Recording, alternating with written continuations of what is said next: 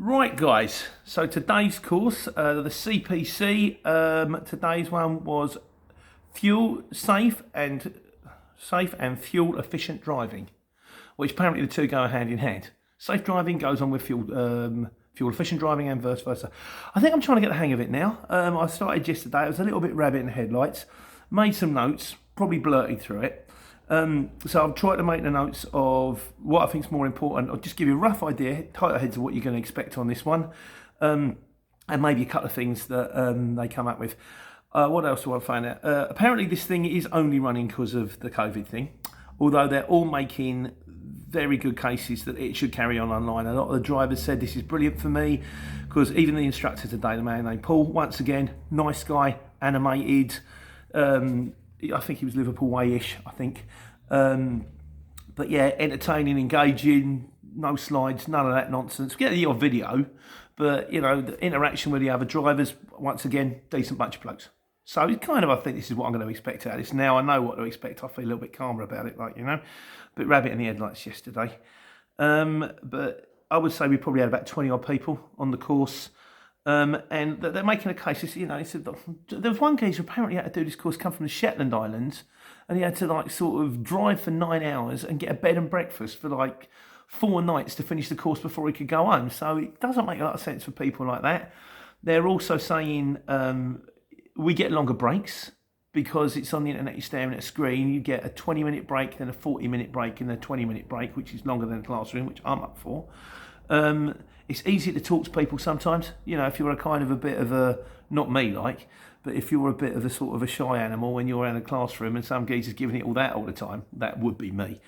You know, you feel like you don't want to sort of say nothing, which means, or maybe it's in the privacy of your own home on a video you can.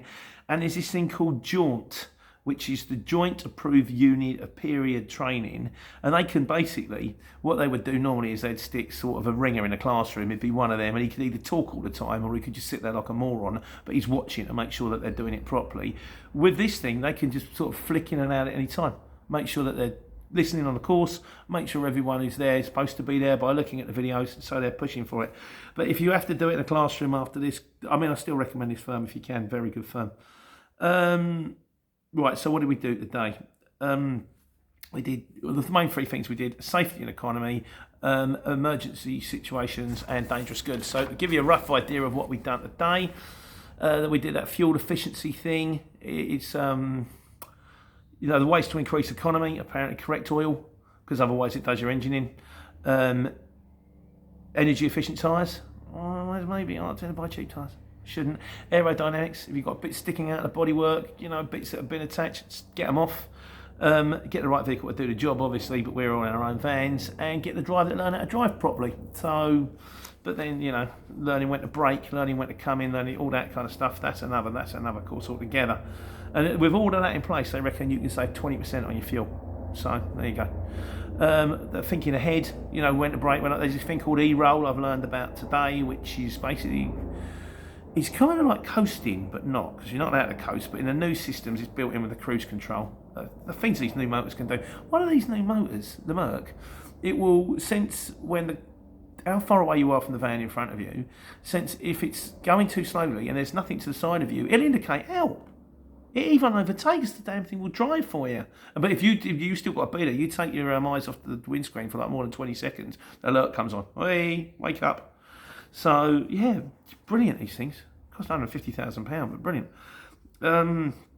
Drive an automatic, it's another hint that came up. If you've got an automatic, drive it like a manual. Because sometimes it's not finding the right gear, it's struggling to find the right gear. The best brain is still you. You know, click it in, that kind of thing. Yeah. Oh, no more smart motorways. That one come up. Apparently, I mean, the guys are saying, because I went on my last driving course and they turned around and went, smart motorways, brilliant, they're the way forward. According to this mob, no, they're cancelling them because they're a disaster. You know, if there's an accident, there's 4 lanes of traffic. Because we were using the 4 lanes and it shut down, the emergency services can't get through. Apparently, they're not doing any more smart motorways.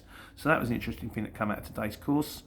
Different hazards on the roads, pros and cons with sat-navs. Even the HGV ones showed us loads of pictures of sat-navs where they're taking lorries underneath bridges. You're just wrong. So, you know, it's kind of, if the sat-nav tells you to drive into a river, don't drive into the river. You know, sat-navs aren't infallible here. they were saying about mirror use is the most non-compliant in driving. What you get pulled up for when they're doing tests is not enough use of mirrors. They're going on about rear view cameras, blind spots. They've got this funny thing you stick on the. I think I've written it down somewhere. You stick on the windscreen. I might come to it, and it takes away all the blind spot. It's a bit like them things you put on TVs in the 70s and make the TV look really big, but they're a bit rubbish. Went about tailgate and drafting. The traffic light system. This is interesting. What does green mean on a traffic light? Doesn't mean go. It means go if you can. Because if the traffic light's green and people are still walking across the road, you can't go. What does amber mean on a traffic light? It means stop. It's not like slow down. It's stop if you can. If you can't stop in time, you don't. But amber's stop. Okay. Stopping distances, bad habits. We went on for a long time about cyclists. Lots of stuff about cyclists on this one. An incident to blame, whose fault it is in an accident. A lot of the time, you'll be very pleased to know it's down to us because we're the professionals.